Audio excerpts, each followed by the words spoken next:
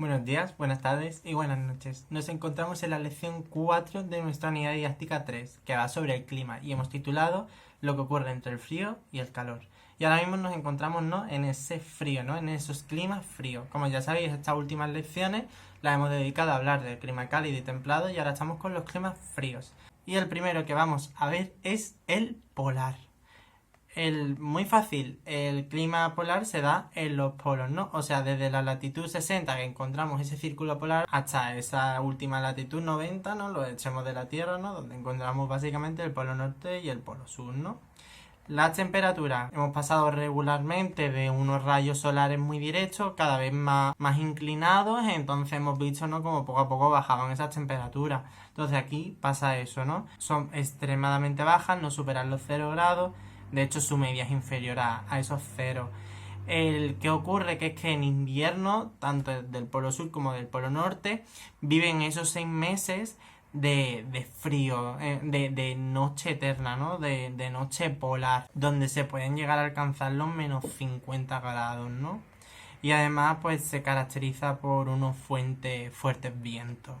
Las precipitaciones. Aquí ocurre lo contrario a lo que hemos visto en la segunda lección.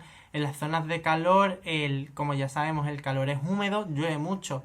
Pues lo mismo pasa con las zonas de frío. El frío es seco y no llueve. Además tenemos anticiclones en las zonas de los círculos polares que impiden además que llueva también, ¿no? Entonces, las precipitaciones son escasas. Siempre tendemos a pensar calor no llueve, frío llueve muchísimo, y no tiene por qué ser así, ¿no? Son totalmente escasas y las pocas que hay en forma de nieve. De hecho, las precipitaciones anuales son menos de 250. ¿Cuál es el medio natural del clima polar? Como vimos en el último, en el continental de Pendiano, aquí también. La tundra. Se podría decir que es como la degradación, ¿no?, la pobreza que le sigue a la estepa, ¿no? La tundra es esto que veis aquí, ¿no? Es también una especie de llanura, hay menos hierbas, ¿no? Son más liquines, musgos, matorrales, arbustos, y esta pobreza del suelo, ¿no?, es básicamente por la falta de luz. Y se encuentra en las latitudes más bajas en referencia a las más cercanas al círculo polar. Y ya después en los polos vamos a tener dos diferentes medios. La banquisa, que básicamente se da en el polo norte, o sea en el Ártico, y los hielos perpetuos, también llamados campos de hielo, campos de glaciares, que lo vamos a ver en el polo sur, o sea en la Antártida. La banquisa básicamente es hielo sobre el mar, que es esto. Esto es básicamente el polo norte. La diferencia entre el polo norte y el polo sur es que el polo sur sí tiene su propio continente con tierra, que es la Antártida. Entonces encima de esa tierra hay una capa de hielo y de nieve. Entonces este es el medio natural de la Antártida, los hielos perpetuos, campos de hielo, etcétera, lo que queráis llamarlos, ¿no? Que básicamente es sobre ese continente hay enormes glaciares que además se deslizan desde el centro hacia las zonas costeras, ¿no? También tendréis en la imagen, ¿no?, esa zona, esa imagen, ese paisaje, ¿no?, de la zona de la Antártida, ¿no?, de esos hielos perpetuos, ¿no? Y bueno, ya que he puesto a los pingüinos, ¿no?, vamos a hablar de esa fauna, ¿no? Los liebres, los zorros del Ártico, los osos polares, los pingüinos, las focas, etcétera, etcétera. Hay personas en todos lados de la Tierra. Eso es así. Incluso cuando no se pueda vivir porque es muy difícil. Pero siempre hay gente, igual que los animales y que la vegetación, que hay gente que con el paso del tiempo está acostumbrada a vivir allí y sabe cómo sobrevivir. Entonces aquí encontramos, como siempre en las zonas más peligrosas, son pueblos nómadas porque dependen de los recursos, ¿no? Y son más limitados, ¿no?, que las zonas templadas de la Tierra. Que tenemos a los inuit, lapones o nenets, ¿no? Y estos se dedican a pues como vengo aquí a decir, ¿no?, a la caza de esos animales, ¿no?, de las ballenas, de los leones marinos, y usan además ese tópico, ¿no?, de los trineos tirados por perros, también por kayak. Aquí podéis ver, ¿no?, ese climograma de las pocas de las pocas precipitaciones, ¿no? Se puede decir que la precipitación mayor fue en marzo y no llegó ni a 10, ¿no? Aunque es que podéis ver aquí la total es que es 70, no es nada. Y bueno, si podéis ver esas temperaturas tan bajas, ¿no? La mínima fue en agosto, más o menos, julio, agosto, y llegaron vamos a decir, menos los 17 grados, ¿no? Más o menos. Aquí tenemos un ejemplo, ¿no?, de cómo viven, pues, esos lapones, ¿no? En esas tiendas que llevarán a cuestas también, ¿no? Porque son nómadas, esos trineos tirados por perros. Y bueno, ya pasamos al último clima frío, que es el de alta montaña. Básicamente, donde hay una montaña muy alta, hay un clima frío. Como ya sabemos, cada kilómetro se baja 6 grados. ¿Dónde encontramos este clima de alta montaña? Pues las montañas más altas, ¿no? Del mundo, ¿no? Aquí me he hecho pues un gran popurrí de montañas importantes que debéis saber. El conjunto, ¿no? Del Himalaya, ¿no? Es el más importante, donde su pico más destacado es el Everest, porque es la montaña más alta de la Tierra. En Europa tenemos los Alpes, en Suiza, Francia, Italia, Austria.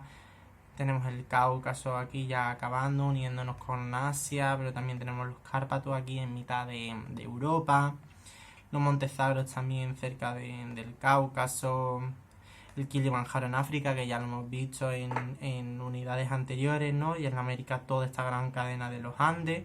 Y las montañas rocosas en América. Pues todas estas montañas tendrán ese clima de alta montaña, ¿no?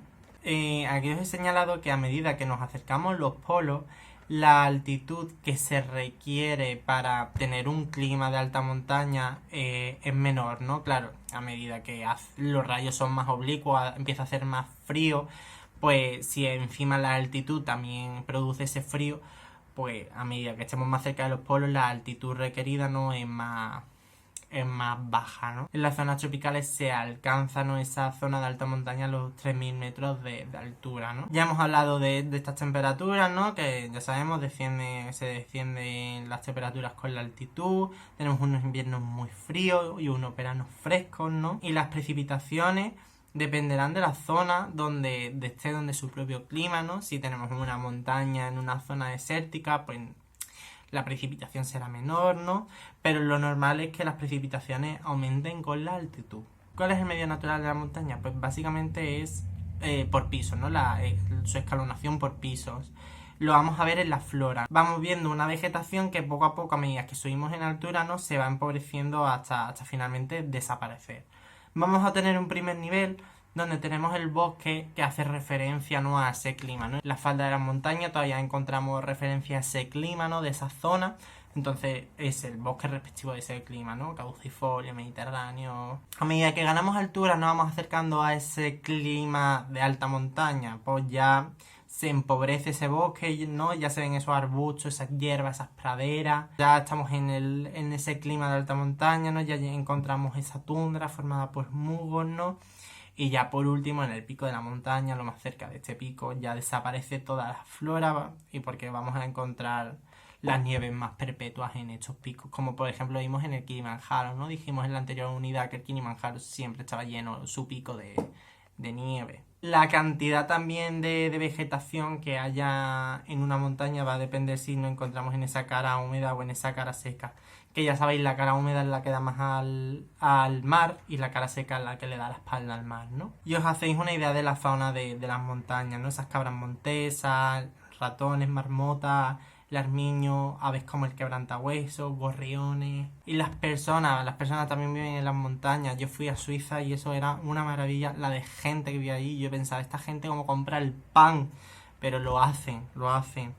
En los trópicos se prefiere, antes de vivir en ese clima tan cálido, pues a concentrarse en estas llanuras cerca de la costa, ¿no? Eso, el ambiente es más fresco.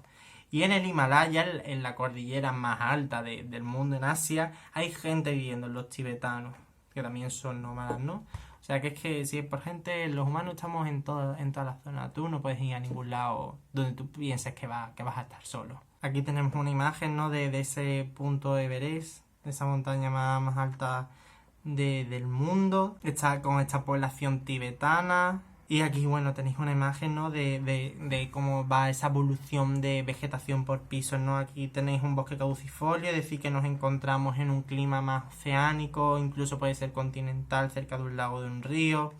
Y a medida que vamos subiendo, ¿no? Pues vamos ya encontrando con esa degradación, ¿no? Más prados, ¿no? Hasta que finalmente, bueno, pues un par de los musgos, ¿no? La tundra y ya pues esas nieves perpetuas que durarán pues probablemente todo el año. Y bueno, ya con esto hemos acabado finalmente con los climas. Ya nos queda solo una lección en la que vamos a ver cómo fenómenos atmosféricos del clima nos afectan a nosotros, pero también vamos a ver cómo nosotros actuamos sobre nuestro medio natural. O sea que todavía nos queda una lección que ya no va a ser tanto de climas templados, cálidos y fríos, pero que sí que bueno, que tiene que ver con lo que el clima nos produce a nosotros y nosotros hacemos con los medios naturales, que también lo hemos estado viendo conjunto con estos climas. Así que nada, espero no haber sido muy pesado y muy aburrido. Y nos vemos en el siguiente vídeo. Y ya sabéis que para cualquier cosa me tenéis aquí, ¿vale? Pues nada, nos vemos. Adiós.